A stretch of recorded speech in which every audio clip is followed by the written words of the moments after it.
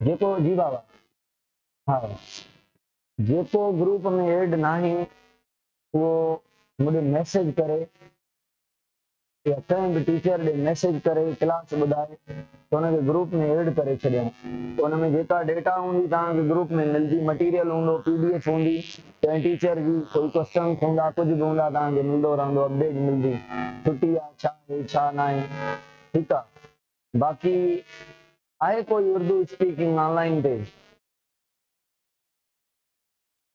आहे को ऑनलाइन ते उर्दू स्पीकिंग? सिंधी पढ़ायां उर्दू पढ़ायां? उर्दू में इशू त न आहे कंहिं सां? हली वेंदी न, बाक़ाइदे हलंदी? ठीक है, यस सर। चलो जी, सुने जी जी, उर्दू उर्दू ओके, उर्दू स्पीकिंग है भाई। समझ तो सिंधी भी जाएंगे मगर फिर भी हमें बायोलॉजी को पढ़ना है ना। ये 2 से 2.5 मंथ का जो सेशन है इसमें ये समझना है कि बायोलॉजी है क्या। पहले ये होता था हम अकेडमी वाले बच्चों को जस्ट पॉलिश करते थे, मतलब उनको पता होता था सब्जेक्ट का, चैप्टर्स का नॉलेज होती थी, जस्ट थोड़ी मेहनत करनी पड़ती थी हमें। अभी इदारे सही काम नहीं कर रहे, फैकल्टी नहीं है टीचर्स की स्कूल्स में, तो बच्चे हम जो नोट कर रहे हैं, जो बच्चे आ रहे हैं उनकी बेसिक क्लियर नहीं है। इसीलिए ये पहली दफा हमने बेसिक का सेशन रखा है। तो हम कॉन्सेप्चुअल पढ़ेंगे कि बायो है क्या, ठीक है ना, रट्टे नहीं मारने, समझना है। ये सोच के कभी ना पढ़ें कि डॉक्टर बनना है मुझे पढ़ना है, ये सोच के पढ़ें ये चीज सीखनी है। जब आप सीखने लगेंगे तो 200% डॉक्टर बन जाएंगे, जो भी एम होगा वो अचीव हो जाएगा। रट्टे वाले ना बने, लकीर के फकीर ना बने। कुछ कुछ चीजें टेक्स्ट में लिखी होती हैं, ये यूं होता है, एमसीक्यूज आ जाता है, उसका अगला एंगल हम डटे खड़े होते हैं, नहीं बुक में ऐसे लिखा हुआ है। जो बुक की चीजें हैं उनकी नेगेटिव मीनिंग भी होती है, पॉजिटिव भी होती है, अपोजिट भी होती है, पैरेलल भी होती है। तो हमें कॉन्सेप्ट से जब पढ़ेंगे ना तो ये चीजें इन पर ग्रिप आ जाएगी। ठीक है, तो मैं कोशिश करूंगा बड़े अच्छे तरीके से, आराम से, इत्मीनान से, सुकून से, बड़े सब्र और तहम्मुल से पढ़ाऊंगा। और जो भी चीज समझ ना आए ड्यूरिंग लेक्चर मुझे रुका के आप पूछें, सर ये बात क्लियर नहीं हुई, ये हमें समझाएं, ये कैसे हुआ। एक्टिव रहें क्लास के अंदर, पूछें और सेल्फ स्टडी को ज्यादा टाइम दें। अभी आज से जाके अपनी टाइम टेबल बना लें। मेरी टाइम टेबल है टेंशन फ्री टाइम टेबल, 8-8-8, 24 घंटे हुए ना, ये आप नींद को दे दें, बड़ी अच्छी ताकत वाली नींद करें। बच्चे पढ़ते हैं 4 घंटे नींद करेंगे, इतना पढ़ना है, ये करना है, वो करना है। इतनी स्टडी डिफिकल्ट नहीं जितना हम बना लेते हैं उसको, बड़े सुकून से पढ़ना है। मूड खराब हो जाए स्टडी से, बुक्स को उधर ही बंद करके सो जाए, सोना सबसे पहले है। तो 8 घंटे अगर आप नींद को दे रहे हैं, भले 6 घंटे करें, आपकी मर्जी है, मगर 8 घंटे और जो दुनियादारी के काम है कर लें, खाना पीना, उठना बैठना, ये वो, ठीक है। 8 घंटे आपको स्टडी करनी है लाजमी। अब अगर कोई 8 से ज्यादा कर रहा है तो बहुत अच्छा। एक बच्चा होता है मेंटली होशियार, एक होता है मेहनती होशियार। अब मेंटली जो होशियार है, जिसकी जो खोपड़ी है, मेंटलिटी है, वो बड़ी अच्छी है, उसको 4 घंटे दो तो भी उसके लिए ये 10 के बराबर है। 6 घंटे दो 10 के बराबर है। अगर कोई मेहनती बच्चा है, हार्ड वर्किंग करता है, खोपड़ी उतनी तेज नहीं है, due to the many reasons, background नहीं है, अभी उठा है कि भाई मैं मेडिकल करूंगा, मैं डॉक्टर बनूंगा, उसका कसूर नहीं, क्योंकि उसे इदारे सही नहीं मिले, टीचर सही नहीं मिले, नॉलेज नहीं मिली, बुनियाद नहीं है। 6वीं की साइंस कोई नहीं पढ़ाता सही से, 7वीं की, 8वीं की सारी बायो, फिजिक्स, केमिस्ट्री इन 3 क्लासों में पढ़ी हुई है, कोई भी कहीं पे भी सही नहीं पढ़ाता। लाइन लिखी होती है सवाल की, नीचे जवाब लिखा होता है, ये सही है, बस इतना पढ़ते हैं। तो बहरहाल जो हार्ड वर्किंग बच्चा है 8 या 8 से प्लस स्टडी करे, स्कोर कम आ जाए हम टेस्ट लेंगे, हर 15th डे पर टेस्ट लेंगे, हर 15th डे पर जो टेस्ट होगी, सपोज करें 200 एमसीक्यूज में से आपकी मार्क्स आई 130। अब इस पे रोना नहीं कि एक बच्चे की आ गई है 180, मेरी 130। किसी से कंपटीशन ना करें, अपने आप से कंपटीशन करें। अगली टेस्ट में 140 होनी चाहिए, उससे अगली में अपने आप से जीतते जाएं। अगली टेस्ट में स्कोर पीछे नहीं होना चाहिए। ऐसा भी नहीं करना अगली टेस्ट में 129 आ गए रोने बैठ गए, अच्छा और ट्राई मारना है नेक्स्ट में। मतलब अपने आप को इत्मीनान में रख के स्टडी करनी है, टेंशन वाला नहीं बनना, सुकून से पढ़ना है। जो भी चीज समझना है, कोई भी टीचर रिस्पांस, हर टीचर आपको रिस्पांस करेगा। आप सारे जो आपके डाउट्स हों, घर पढ़ रहे हैं, आप स्टडी कर रहे हैं, ये बात समझ नहीं आई, बुक से अंडरलाइन करें, उठा के लाएं, सर ये हमें समझ नहीं आया, आपने कल टॉपिक पढ़ाया, ये हमें बताएं। तो हम सारी चीजें आपकी क्लियर करवाएंगे, देन आगे चलेंगे, ठीक है। तो should we start now all program, बाकी बाद में करेंगे इंशाल्लाह। टेक्स्ट बुक को अच्छे से पढ़ना है। अभी हमारा जो सब्जेक्ट है वो है बायोलॉजी। इसको पढ़ने से पहले आप सबको पता है bio means life, logy logos से लिया गया है, विच मीन्स स्टडी या नॉलेज। अभी बायोलॉजी की डेफिनेशन क्या होती है? Study of life. अब लाइफ का पता नहीं कि लाइफ है क्या। जब लाइफ को अच्छे से समझेंगे ना तो बायोलॉजी की डेफिनेशन समझ आएगी। रटी तो हुई है स्टडी ऑफ लाइफ, ये रटा है, समझी नहीं कभी। स्टडी ऑफ लाइफ हम कह रहे हैं, इसका मतलब क्या है ये पता नहीं है हमें।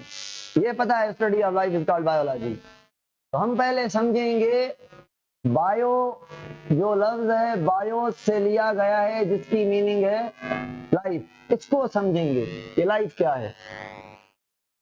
अभी मुझे बताएं, अगर मैं एक ईंट, हिंदी में जगह चाहता हूं, अगर मैं अभी मीरपुर खड़ा हूं, एक ईंट भोटकी के किसी बड़े से बड़े बिल्डिंग पर रख दूं, यहां से नजर नहीं आएगी, है तो बड़ी, इतनी बड़ी है, नजर नहीं आएगी, दूर है।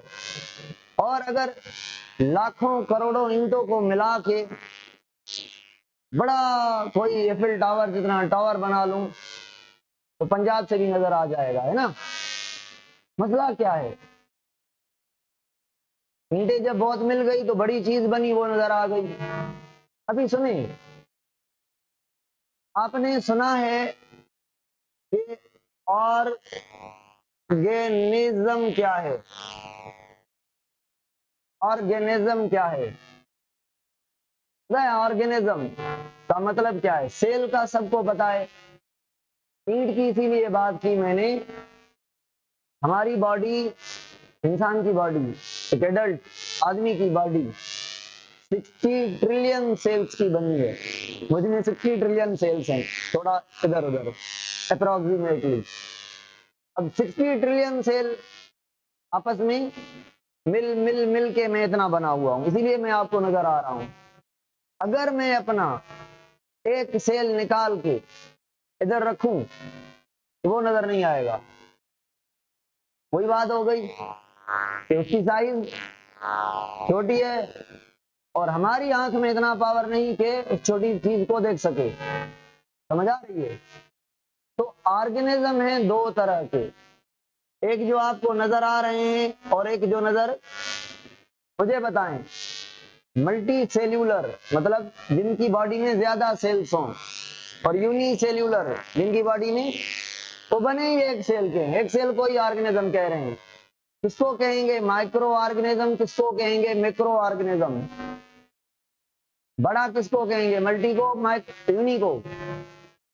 मल्टी सेल्यूलर ऑर्गेनिज्म, मल्टी मतलब नहीं ज्यादा, 100 हजारों लाखों करोड़ों मिलियन ट्रिलियन बिलियन जो भी कह लें, डिपेंड अपॉन द ऑर्गेनिज्म की साइज कितना है।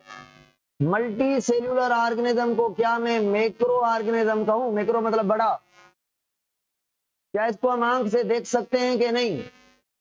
मुझे देख रहे हैं, मैं आपको देख रहा हूं, हम माइक्रो ऑर्गेनिज्म हो गए। एक बात तो क्लियर हो गई, ऑर्गेनिज्म बना किस चीज का है। अभी सेल को भी समझना है कि ये है क्या। ये हमारी एक ईंट है, अब ईंट को समझना है। समझ आ रही है? चलो, ऑनलाइन वालों को बात समझ आ रही है, खोपड़ी में जा रही है। चलो सुने भाई, दूसरे ऑर्गेनिज्म है कौन से? यूनिसेल्यूलर। यूनिसेल्यूलर, या मैं इसको माइक्रो ऑर्गेनिज्म कहूं। अब माइक्रो का मतलब है, एक होता है टर्म माइक्रो स्कोप, एक होता है माइक्रो ऑर्गेनिज्म। अब सुने, अगर मैं कहूं एक मिट्टी का दाना है जो 1 मिलीमीटर से छोटा है, कोई भी चीज है 1 मिलीमीटर से, तो कोई भी चीज है, सेल है, मिट्टी है, कुछ भी है, पाउडर है, कुछ भी है, 1 मिलीमीटर से छोटा है। आपकी हमारी आंख इस साइज से अगर किसी ऑब्जेक्ट की, किसी चीज की, किसी सेल की, किसी मिट्टी के दाने की, किसी भी साइज अगर 1 mm से छोटी है तो हमारी आंख नहीं देख सकती उसको। तो क्या माइक्रो ऑर्गेनिज्म को कहूं कि इनकी साइज 1 mm से छोटी है, तो कैसे देखेंगे इनको?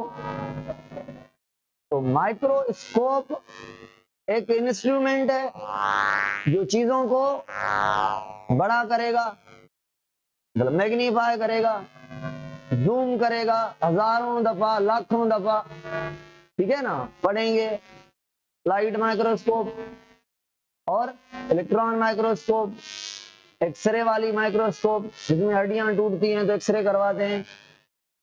बहरहाल अच्छे वाली जो माइक्रोस्कोप है वो इलेक्ट्रॉन माइक्रोस्कोप है, बड़ी अच्छी ताकत वाली इमेज बनाती है, क्लियर है। ये पढ़ेंगे कि कैसे इमेज बनती है। अच्छा, बात हम क्या कर रहे थे? एक ऑर्गेनिज्म यूनिसेल्यूलर, क्या हो गए ये? Micro organism. क्यों? क्योंकि सेल की साइज 1 mm से छोटी होती है। तो जो यूनिसेल्यूलर ऑर्गेनिज्म है वो इतने छोटे हैं कि हम आंख से नहीं देख सकते। अभी हम क्यों नजर आ रहे हैं? क्योंकि हमारी बॉडी एक सेल की नहीं बनी हुई, 2 की नहीं बनी हुई, ये छोटे छोटे सेल मिल के 60 ट्रिलियन सेल मिले हुए हैं, तभी हम इतने बने हुए हैं, तभी हम नजर आ रहे हैं। अगर अभी भी एक ब्लड का सेल निकाल के रखें, आपने ब्लड देखी है कभी लाल कलर की गिरी होगी कभी न कभी कटाया हुआ, तो उसमें पानी नजर आता है, कोई सेल नजर आते हैं आपको? क्यों? क्योंकि आपके ब्लड के अंदर सेल्स तो हैं, आरबीसी डब्ल्यूबीसी है ना, नहीं है ना? हैं, मगर नजर नहीं आते, खाली पानी, लाल कलर का पानी है, ब्लड लाल कलर का पानी, हालांकि उसमें सेल्स हैं, नजर क्यों नहीं आते? क्योंकि सेल्स की साइज इससे छोटी है। ओके, अभी मुझे बताएं माइक्रोस्कोपिक ऑब्जेक्ट का मतलब क्या है? ऑब्जेक्ट मतलब कोई भी चीज, सेल कोई ऑब्जेक्ट मान लें, मिट्टी के दाने को ऑब्जेक्ट मान लें, वो ऑब्जेक्ट जो आंख से नहीं देख सकते, वो ऑब्जेक्ट क्या कहलाएगा? मैक्रोस्कोपिक। मैं मैक्रोस्कोपिक हूं या माइक्रोस्कोपिक? मैक्रो, आंख से नजर आ रहा हूं ना, मैक्रो हूं, ठीक है, बड़ा हूं, मल्टी सेल्यूलर। चलो, एक टर्म हो गया माइक्रो ऑर्गेनिज्म, एक हो गया माइक्रोस्कोप। उनमें से इंस्ट्रूमेंट कौन सा है? माइक्रोस्कोप। माइक्रोस्कोपिक ऑब्जेक्ट ये क्या है? जिसको देखेंगे, है ना, माइक्रोस्कोपिक सब्सटेंस, पार्टिकल, ऑब्जेक्ट जिसको देखेंगे। अच्छा, माइक्रोस्कोपी प्रोसेस, हम क्या करेंगे? सेल लेंगे, माइक्रोस्कोप पे रखेंगे, लेंस फिट करेंगे, आंख से देखेंगे, ये जो हम कर रहे हैं, देख रहे हैं, देखने का अमल जो है, ये जो प्रैक्टिकल है, इसको कहते हैं micro. Use of microscope is called microscopy, है ना। यूज करना, माइक्रोस्कोपी कौन करेगा, ऑब्जेक्ट या साइंटिस्ट? साइंटिस्ट, ठीक है। चलो, ये बातें क्लियर हैं। अभी मसला तो अभी स्टार्ट हुआ है। अब मसला ये है, ऑर्गेनिज्म कहते किसको हैं? टाइप तो पढ़ लिए, दो टाइप हैं, बड़े और छोटे। ऑर्गेनिज्म, बहुत सारे टर्म पढ़ेंगे हम आज। भाई एक टर्म है जी,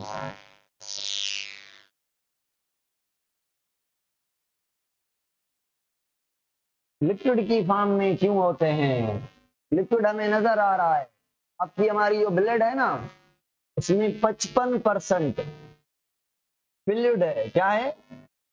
फ्लूइड, जिसको हम कहते हैं प्लाज्मा। और 45% सेल्स हैं। अब फ्लूइड नजर आता है, सारा फ्लूइड है नहीं,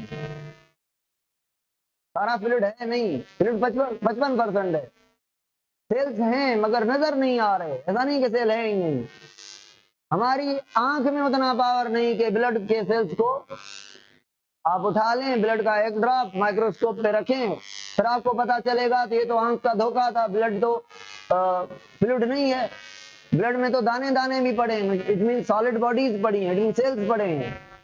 फिर पता चलेगा, फिर आपका शौक उठेगा कि भाई इसको पढ़े, ये दाना क्या है ब्लड में, आंख से तो नजर नहीं आ रहा। तो आप अच्छे वाली माइक्रोस्कोप लेके आएंगे, सेल को इतना बड़ा करके देखेंगे, फिर पता चलेगा ओए होए, सेल के अंदर न्यूक्लियस भी पड़ा है, माइटोकॉन्ड्रिया भी पड़ा है, ये भी पड़ा है, वो भी पड़ा है। तो ये स्टडी होगी सेल की, है ना। इसको कहेंगे साइटोलॉजी। साइटो मतलब सेल, लॉजी मतलब स्टडी। बायोलॉजी लाइफ की स्टडी, साइटोलॉजी सेल की स्टडी भी बायोलॉजी में आएगी, है ना। सेल भी तो हमारी लाइफ का ऐसा है ना। अब सुनिए, हाँ, ऑर्गेनिज्म, ऑर्गेनिज्म, और दूसरा टर्म है ऑर्गन। अब इनके बीच डिफरेंस देखना है। अगर मैं कहूं इधर से हाथ को काट ले, इधर से, यहाँ पे कितने सेल्स होंगे? करोड़ों, करोड़ों सेल इधर होंगे, एक हाथ में। अब इनको अगर फेंक दें, सेल्स तो है ना, ये हाथ जिंदा रहेगा? इस हाथ से कोई नया कोई ऑर्गेनिज्म बनेगा? नहीं बनेगा। अब अगर आपसे मैं पूछूं, जो यूनि सेलुलर ऑर्गेनिज्म है, इनमें एग्जांपल आप देते हैं बैक्टीरिया का, है ना। बैक्टीरिया यूनिसेलुलर है। कितने सेल हैं इसके पास? एक सेल है। बैक्टीरिया को अगर पानी में फेंक दें, ब्लड में फेंक दें, लंग्स में फेंक दें, कहीं पे भी वो जिंदा रह रहा है। वो एक सेल है ना। हमारे ये कितने सेल थे? लाखों करोड़ों। ये जिंदा नहीं रहे अकेले। तो ऑर्गेनिज्म की डेफिनेशन पता है क्या है? ऑर्गेनिज्म की डेफिनेशन अभी सुने। ऐसी बॉडी जो भले एक सेल की बनी हुई हो या ज्यादा सेल्स की, मगर उसमें अकेले जिंदा रहने की कैपेसिटी हो, उसको कहेंगे ऑर्गेनिज्म। तो मैं पूरा का पूरा ऑर्गेनिज्म हूं या ऑर्गन हूं? अब बैक्टीरिया भी पूरा का पूरा, फर्क क्या है? बैक्टीरिया भी अकेला रह रहा है, मैं भी रह सकता हूं, अभी भी खड़ा हूं, जिंदा जी रहा हूं, सांस भी ले रहा हूं, बोल भी रहा हूं, सुन भी रहा हूं, ठीक है ना। तो हम दोनों ऑर्गेनिज्म हो गए। फर्क क्या हुआ? सेल्स के तादाद का। वो यूनिसेलुलर और मैं। अब ऑर्गन क्या है? ऑर्गन हमेशा मल्टी सेलुलर होता है। ऑर्गन हमेशा मल्टी सेलुलर होता है, मगर अकेले रहने की कैपेसिटी उसके अंदर, हाथ को काट के फेंक दें, रह के दिखाए। क्यों?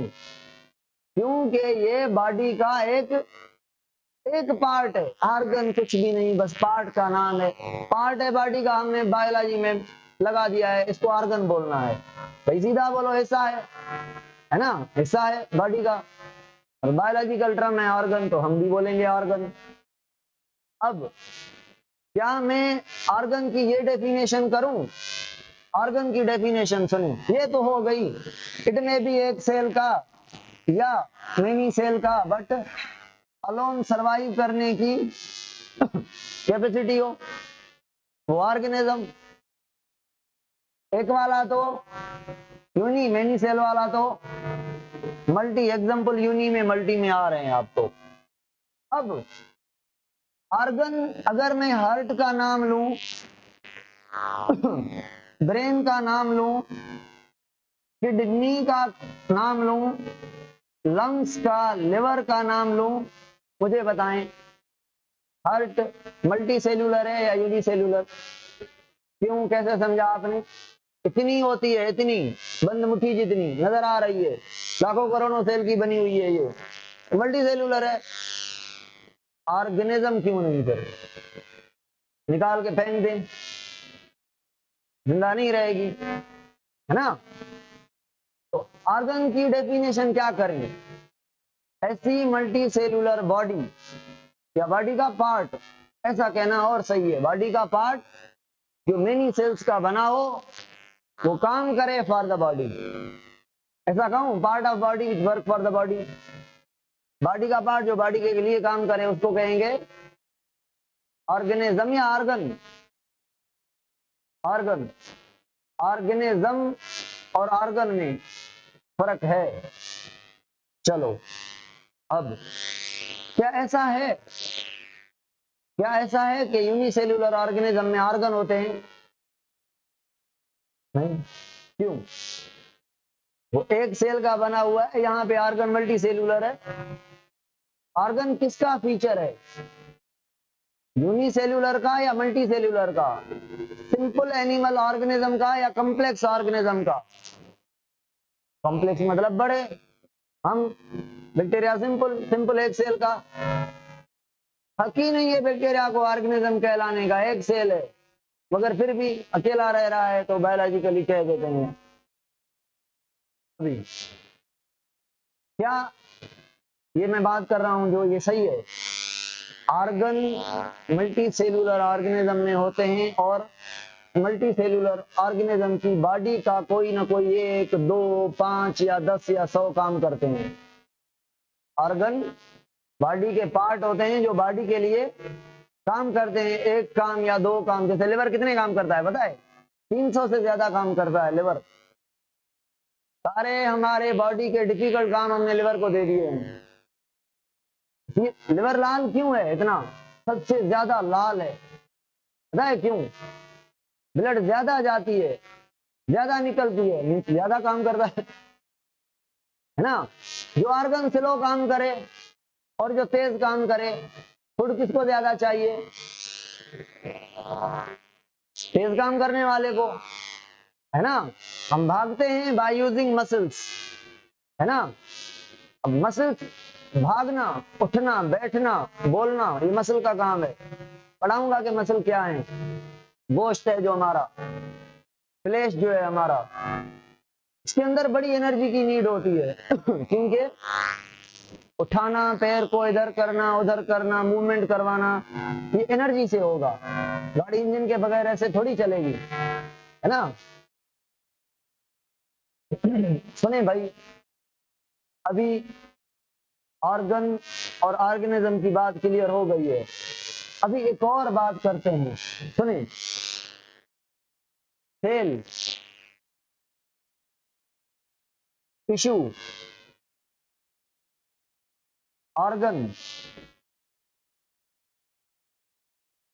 ऑर्गन सिस्टम, ऑर्गेनिज्म, ये सीक्वेंस सही है? तो सेल मिलकर क्या बनाएंगे? अब अगर कोई पूछे सेल क्या है, तो हम कहेंगे बेसिक यूनिट ऑफ अच्छा, मतलब आपका ये है कि ये जो सेल है, जिसके पास एक पार्ट होता है जिसको कहते हैं सेल की मेम्ब्रेन, पता है सबको? हाँ, एक होता है बीच में जिसको कहते हैं न्यूक्लियस, और न्यूक्लियस और सेल मेम्ब्रेन के बीच जो फ्लूइड पोर्शन होता है उसको कहते हैं साइटो। साइटो मतलब साइटो, जहां पे भी टर्म आए मतलब सेल। प्लाज्म, जहां पे भी ये टर्म आए मतलब फ्लूइड, पानी, लिक्विड, ठीक है। तो साइटोप्लाज्म मतलब सेल का पानी वाला ऐसा जो भरा हुआ है बीच किसके,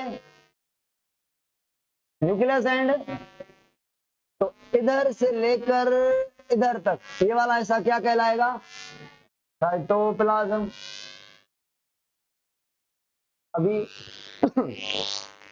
हमारे बॉडी में जो ऑर्गन बने हुए हैं, क्या मैं कहूँ वो सेल्स के बने हुए हैं या टिश्यू के बने हुए हैं? हाँ, ये बात सही है। लिवर भी सेल्स का बना हुआ है, हार्ट भी सेल्स टिश्यू की बनी हुई है।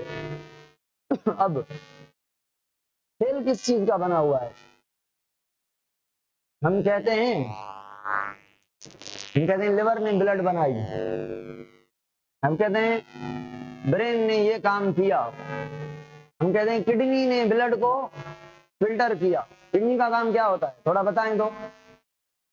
किडनी का काम है ब्लड को फिल्टर करना। हार्ट का ब्लड को, लंग्स का गैसेस की जो ऑक्सीजन ले रहे हैं उसको ब्लड में भेजना, और ब्लड में जो कार्बन डाइऑक्साइड उसको बाहर निकालना, गैसेस की एक्सचेंज करना।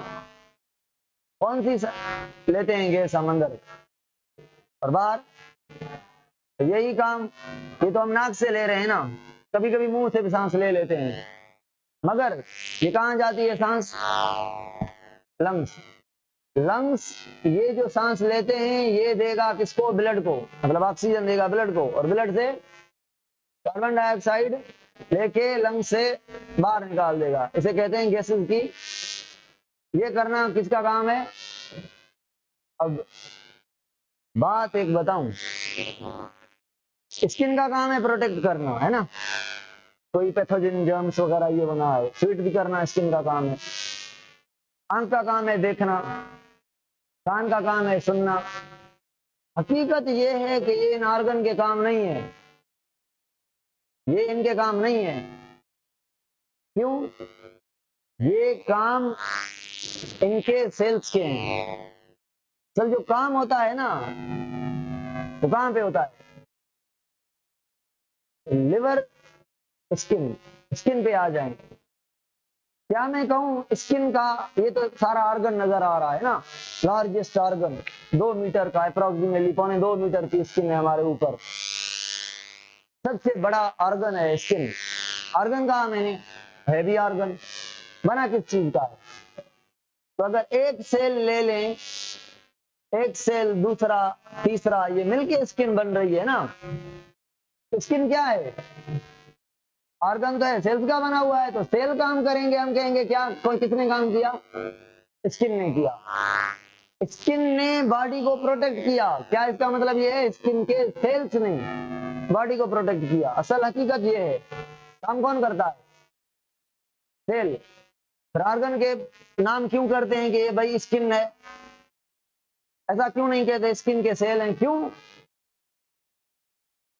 क्योंकि वो सेल एक जैसे हैं, एक ही काम कर रहे हैं।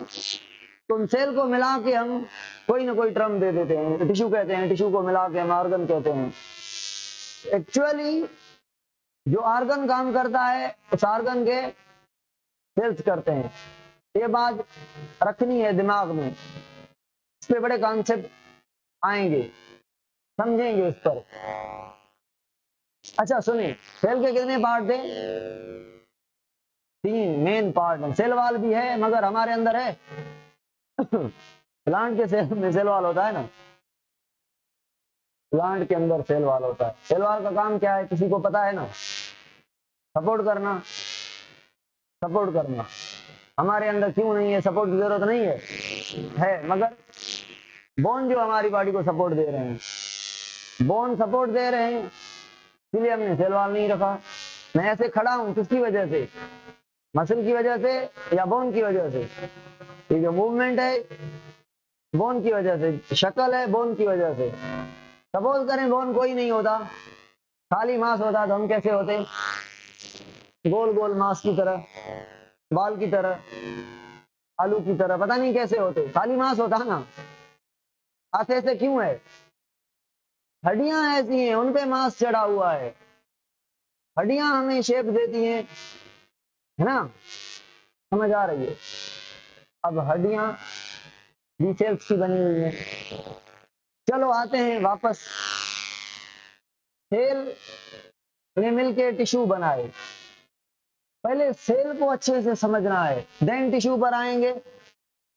टिश्यू को बड़े अच्छे तरीके से पढ़ेंगे, देन ऑर्गन पर आएंगे, देन ऑर्गन सिस्टम पर, देन ऑर्गेनिज्म पर।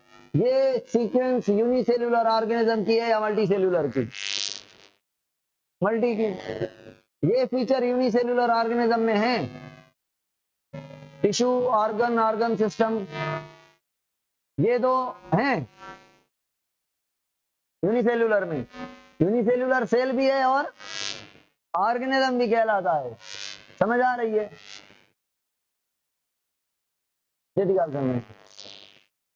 भाई एक सेल का ऑर्गेनिज्म, मल्टी सेल्युलर जो होगा, जो मल्टी सेल्युलर होगा उसमें डिफरेंट तरह के टिश्यू होंगे, है ना? अब अगर मैं आपसे पूछूं जो है यूनिसेल्युलर एक सेल का, इसके कितने काम ये सेल करेगा? आधे या सारे? है ही एक, सारे काम एक सेल को ही करने हैं, सेल को ही ऑर्गेनिज्म कह रहे हैं, है ना? पता है आपके बॉडी में, हमारे बॉडी में, मल्टी सेल्युलर ऑर्गेनिज्म की बॉडी में कितने सेल हैं? यू नो, मल्टी सेल्युलर की, हेलो ह्यूमन की बात करते हैं। आपने ह्यूमन की रट ली के 60 ट्रिलियन। अब 60 ट्रिलियन नंबर है सेल्स का, टाइप नहीं। कितने टाइप के हैं? टोटल हमारी बॉडी में 200 टाइप के सेल्स हैं। हड्डी वाले सेल और स्किन वाले सेल एक जैसे होंगे? मसल वाले सेल और ब्रेन वाले सेल एक जैसे होंगे? लिवर वाले सेल और हार्ट वाले अगर एक जैसे होते तो शक्ल सबकी एक जैसी होती। सेल चेंज है तो फंक्शन भी चेंज है, स्ट्रक्चर भी चेंज है। अब ये बात क्लियर है, मल्टी सेल्युलर ऑर्गेनिज्म में डिफरेंट टाइप के सेल्स हैं। यूनिसेल्युलर में डिफरेंट टाइप क्या? नंबर ही ज्यादा नहीं है तो टाइप कहां से आएंगे? नंबर ही एक है। मजा आ रही है? चलो एक बात पूछ रहा हूं, बड़े काम की चीज है, बताएं मुझे, क्या मैं ऐसे कह सकता हूं मल्टी सेल्युलर ऑर्गेनिज्म में, मुझ में जो सेल्स हैं उन्होंने काम बांट लिया है, 20%, 10%, 5%, 1%, इतना करो तुम, इतना करो तुम, इतना करो, ड्यूटी लगी हुई है काम पर सबकी अलग अलग। ऐसा है? हाँ। स्किन क्या करती है बॉडी को? अब स्किन का काम प्रोटेक्शन करना है। अंदर वाले ऑर्गन सुकून से सोए पड़े हैं कि भाई हमें पैथोजन का डर नहीं है। कौन प्रोटेक्ट करेगा हमें? ये उसका काम है। हार्ट का काम है क्या? पंप करके सारी बॉडी को, ब्लड में ऐसा क्या होता है कि सारी बॉडी कहती है मुझे ब्लड चाहिए, मुझे चाहिए, मुझे चाहिए। सारी बॉडी मतलब सारी बॉडी के सेल्स, ऑर्गन, ऑर्गन मतलब टिश्यू, टिश्यू मतलब सेल। फूड किसको चाहिए? Mineral water, ion, solute, vitamin, hormone, ये सारी चीजें किसको चाहिए? सेल को। सेल को चाहिए। तो सेल कहाँ पे है? सारी बॉडी में। डिफरेंट टाइप है, सबको फूड चाहिए। जो खाते हैं ना, हमने जो खाया फिर चबाया, फिर स्टमक में उसको पीस पीस के डाइजेस्ट किया। इंटेस्टाइन है ना हमारा, स्मॉल इंटेस्टाइन, वहां पे अपने फूड को कंप्लीटली तोड़ देते हैं। एक फूड होता है, मॉलिक्यूल का पता है, ऑर्गेनिक और इनऑर्गेनिक मॉलिक्यूल का भी पता है। चलो नहीं भी पता तो हम पढ़ेंगे। अभी मैं वापस आ रहा हूँ अपनी बात पर। हाँ, तो हम कह रहे थे कि हमारी बॉडी में कितने टाइप के सेल हैं? 200 टाइप के। सबके एक ही काम होंगे, हर सेल सारे काम करेगा। कितने काम करेगा? जो उसके हिस्से में होंगे। ब्लड कर रही है पंप कौन? हार्ट। इट मीन्स हार्ट वाले सेल कौन सा काम करते हैं? पंपिंग करने का। बाकी कोई ऐसा बॉडी में सेल है जो पंप करे? हाँ, कुछ ऐसे फंक्शन है जो मुख्तलिफ ऑर्गन सेम करते हैं, जैसे माउथ भी डाइजेशन करता है, स्टमक भी डाइजेशन करता है, इंटेस्टाइन भी डाइजेशन करता है, लिवर का भी रोल है, पेंक्रियाज का भी रोल है। मगर मोस्ट ऑफ द सेल, हर किसी का अपना अपना काम होता है। तो बताएं मुझे, काम का लोड किस पर ज्यादा है, यूनिसेल्यूलर पर या मल्टी सेल्यूलर पर? यूनि पर। क्यों?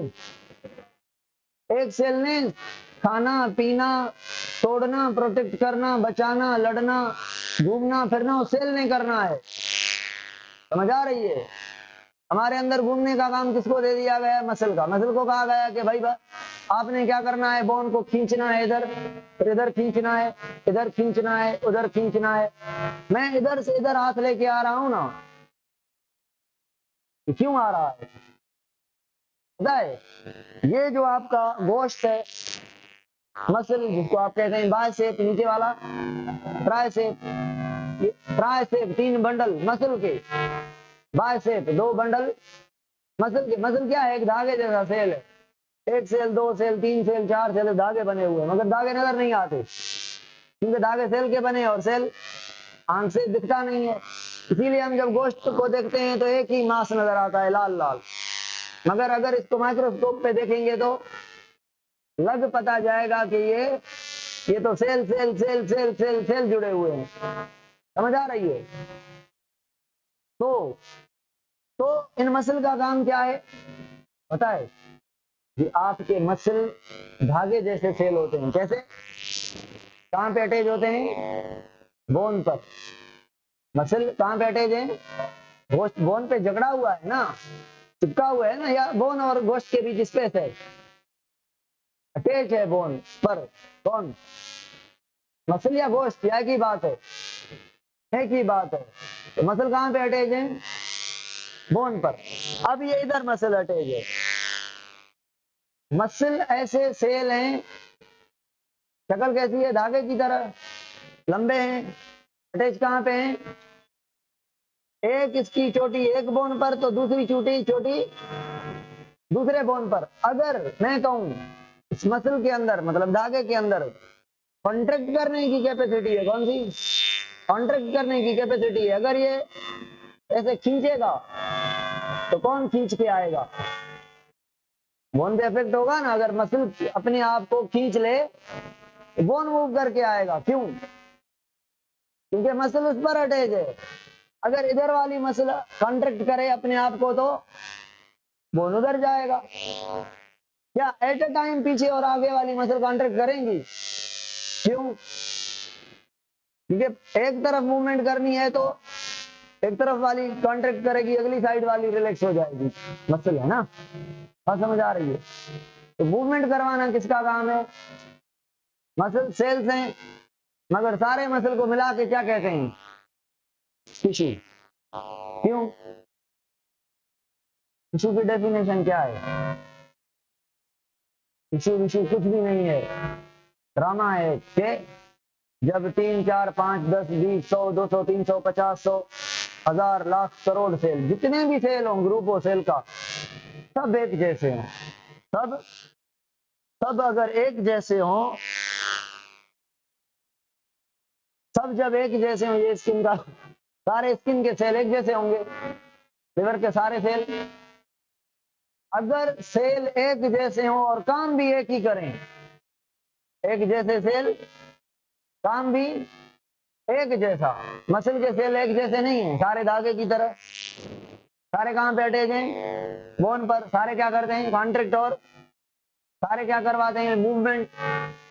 तो कितने सेल हैं? चलो लाख सेल हैं, 2 लाख हैं, 3 लाख हैं, कितने भी हैं सबको मिला के क्या कहेंगे? मसल एक टिश्यू है। टिश्यू का मतलब क्या हुआ? ऐसा ग्रुप ऑफ सेल्स है जो एक ही काम करता है। तो टिश्यू की डेफिनेशन क्या है? टिश्यू की डेफिनेशन है ग्रुप ऑफ सेल्स परफॉर्म एक जैसा काम, है ना, स्पेसिफिक फंक्शन। तो उन एक जैसे सेल एक ही काम करें तो उन सब सेल्स को सबको मिला के कहते हैं ये टिश्यू है। मतलब उन 10 सेल को मिला के, 10 सेल कहें तो भी ठीक है, टिश्यू कहें तो भी ठीक है, मगर बायोलॉजिकली 10 सेल, 20 सेल, 100 सेल कब कैसे याद करते? यहाँ पे कितने, यहाँ पे कितने, यहाँ पे कितने, यहाँ पे कितने, यहाँ पे कितने। हमने ऐसा टर्म ढूंढ लिया कि भाई जनरल हो टिश्यू, ये टिश्यू है। इसी सवाल यहां से मैंने लगाया कट, इधर से स्किन को तोड़ा, अभी आपको दिखा रहा हूं वो टूटा हुआ पार्ट। ये स्किन ऑर्गन है, ये टिश्यू है। एक जैसे सेल हैं, एक ही काम करते हैं। ऑर्गन का टुकड़ा है तो टिश्यू हो गया ना, है ना। 5 मिनट में और पढ़ा रहा हूं, फिर ब्रेक लेते हैं क्योंकि मैंने 5 मिनट लेट स्टार्ट किया था, क्योंकि सर लेट गए थे क्लास से। अच्छा, अभी हमने कुछ भी नहीं पढ़ा, आज हमने बातें की हैं खाली। कल हमको पता चलेगा कि लाइफ क्या है। आज हमने जो फैक्ट्स हैं बॉडी के वो हमने पढ़े हैं। कल लाइफ को, लिविंग को और नॉन लिविंग के डिफरेंस को पढ़ेंगे। ये मार्कर जब खत्म हो जाएगी तो दूसरी मार्कर पैदा करके फिर तो नहीं जाएगी। और जो भी ऑर्गेनिज्म होता है, बैक्टीरिया हो, यूनिसेलुलर या मल्टीसेलुलर, वो अपने जैसे ऑफस्प्रिंग पैदा करके जाता है। तो लिविंग और नॉन लिविंग के अंदर डिफरेंस खाएगा कौन? मार्कर कुछ खाएगी। फूड चाहिए इसको, एनर्जी चाहिए इसको, हमें चाहिए। ये सांस लेती है, इसको धूप का फर्क पड़ेगा, मर जाएगी धूप पे, हमको पड़ेगा, है ना। अच्छा, ऐसी चीजें पढ़ेंगे। ये ग्रोथ करेगी, मूवमेंट करेगी, लोकोमोशन करेगी, हम करेंगे। ये डेवलप होगी, अच्छी बनती जाएगी आगे, खुद ब खुद हम करेंगे। ये क्यों होती हैं ऐसी चेंजेस? सुने भाई, हाँ, टिश्यू। अब सेल के लिए क्या कहते हैं? Cell is the basic structural and functional unit of, अब गौर से सुनिए, अभी काम वाली चीज है, सुने। Cell is the basic unit है। क्यों कहते हैं बेसिक यूनिट? पता है क्यों कहते हैं? सिंपल सिंपल बता रहा हूं मैं। जब कोई भी ऑर्गेनिज्म पैदा होता है ना, बनता है ना, का स्टार्टअप ही सेल से होता है भाई। कौन से सेल से हम बने हैं? जाइगोट। कैसे बना जाइगोट? कहेंगे एक स्पर्म, एक एग। एग जो है वो फीमेल का गैमेट है, स्पर्म जो है मेल का गैमेट है। जब ये दोनों मिलते हैं तो जो सेल बनता है उसे क्या कहते हैं? जाइगोट। ये एक सेल है, इससे पूरे का पूरा बच्चा बनेगा, पैदा होगा, बड़ा होगा। ये ऑर्गेनिज्म है पूरे का पूरा। कहां से बना? एक सेल से। तो एक जो सेल है जाइगोट, वो बुनियाद है हमारी बॉडी का। इसी वजह से हम सेल को बेसिक यूनिट कहते हैं। आगे जब मैं आपको लाइफ की प्रॉपर्टीज और सेल के पार्ट पढ़ाए ना, तो इसकी एक और डेफिनेशन बताऊंगा कि सेल के अंदर ऑर्गेनेल है, इसीलिए सेल को हम कहते हैं ये बेसिक यूनिट है। अब उनका क्या लेना देना है वो वहां पे बात समझ आ जाएगी। असल बात यह है कि सेल बुनियाद है। जो लिविंग ऑर्गेनिज्म होगा ना, मेन डिफरेंस सुनिए लिविंग और नॉन लिविंग के बीच। लिविंग ऑर्गेनिज्म में एक या एक से ज्यादा सेल लाजमी होंगे। जो नॉन लिविंग होगा उसमें सेल नहीं होंगे। मतलब सारा किस्सा कौन चला रहा है बॉडी का? सेल। तो लाइफ सेल के अंदर है, ऑर्गन के अंदर नहीं है। लाइफ कहाँ पे? सेल के अंदर है। सेल मर गए मतलब ऑर्गेनिज्म मर गया, ठीक है ना? कनेक्शन सेल्स का है, ये लाइफ जो है ये सेल का मसला है। चलो अब स्ट्रक्चरल क्यों कहते हैं? एक ईंट मतलब एक सेल, ईंटें मिल मिल के बिल्डिंग बन गई, है ना? तो हमारी बॉडी किस चीज की बनी हुई है? सेल। क्या सेल डिवाइड होता है? एक सेल से दो, दो से चार, चार से आठ, आठ से 16 ऐसे बढ़ते जाते हैं। तभी तो एक जायगोट से एक ऐसा बच्चा पैदा होता है जिसको क्या होता है? कितने ट्रिलियन सेल्स होते हैं? ये बड़ा होगा तब 60 ट्रिलियन बनेंगे, ठीक है? अभी तो इसके अंदर इतनी नहीं है वो, ठीक है? ये 60 ट्रिलियन सेल्स का आदमी बन गया। कितने सेल से बना? बाकी सेल आसमान से तो नहीं उतर आए ना। पहला सेल कितने सेल हैं? एक है।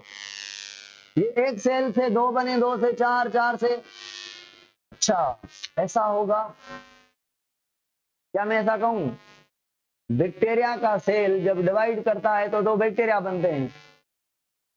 हमारा जायगोट जब डिवाइड करता है तो दो सेल तो बने, मगर तो दो ऑर्गेनिज्म नहीं कहलाएंगे, क्योंकि ऑर्गेनिज्म कितना बनना चाहिए? Multi cellular. तो इन सेल को आपस में जुड़ के रहना है। दो, दो से चार, बच्चे की जो बनावट है वो start, 100 cell, 1000 cell, lakh cell मिल रहे हैं, एक ही बच्चा बन रहा है। आप बॉडी से कहीं भी सेल काट के देख लेना, जहां से भी सेल निकाल के देख लें, सारे सेल का जो मटेरियल है वो जायगोट वाला ही है। कल ये पढ़ेंगे कि भाई अगर हम एक सेल से बने हैं, स्किन हमारी ऐसी, आंख हमारी वैसी, नाक हमारा वैसा, दांत हमारे ऐसे, ऐसे क्यों? एक सेल से बने हैं तो सारे सेल एक जैसे होने चाहिए ना। ये तो बड़ा मसला आ गया। डिफरेंट टाइप के सेल कैसे बन गए? 200 टाइप के। चलो ये मान लिया 60 ट्रिलियन डिवाइड हो के 60 ट्रिलियन हो गए, सेल चेंज कैसे हो गए ये भी कल पढ़ेंगे हम, ठीक है ना? आज हॉल प्रोग्राम था, कल हम यहां से स्टार्ट करेंगे। कहां से? इधर से। अब कल बात समझ आएगी कि लाइफ क्या है, ठीक है? फिर पता चलेगा कि बायोलॉजी क्या है। तो सारी फील्ड बायोलॉजी की पता चलेंगी कि जेनेटिक्स क्या है, साइटोलॉजी, मॉर्फोलॉजी, एनाटॉमी, हिस्टोलॉजी, ये वो, फिर बातें करते जाएंगे, कहेंगे ओके ओके ओके ओके। आज के लिए इतना काफी है, कल इंशाल्लाह डिस्कस करेंगे डिटेल में। ये जो चीजें मैं पढ़ा रहा हूं इनको आप घर सोच के देखें, कोई चीज भूल जाए तो उसको रिपीट करें। जो सब्जेक्ट आपको टिपिकल लगे ना, या जिसमें आप कह रहे हैं सुनते एक लफ्ज है, लिखने 10 अल्फाज हैं, उसकी रिकॉर्डिंग कर लें मोबाइल पर, रिकॉर्डिंग चला के बैठ जाएं। लेक्चर खत्म हो जाएगा, घर जाके वो लेक्चर सुने। जो जो चीज आप नोट नहीं कर पाए वो वहां पे नोट कर लें, यहाँ पे चुप करके बैठ के सुनें। बस लेक्चर आपके पास है, चुप करके बैठ के सुने, समझे, एनालाइज करें और घर से पढ़ के आए। घर से पढ़ के आए। अभी तो बेसिक चल रही है, कुछ भी पढ़ के आएंगे तो मैं ऐसी चीजें पढ़ाऊंगा। 10 दिन में ऐसे पढ़ाऊंगा आपको कि जनरल टॉपिक्स पढ़ाऊंगा, मगर पूरी बायोलॉजी आपकी सारे चैप्टर्स का ओवरव्यू हो जाएगा। और फिर हम स्टार्ट करेंगे सेल से। फिर हमें बेसिक बहुत अच्छी बनानी है इंशाल्लाह।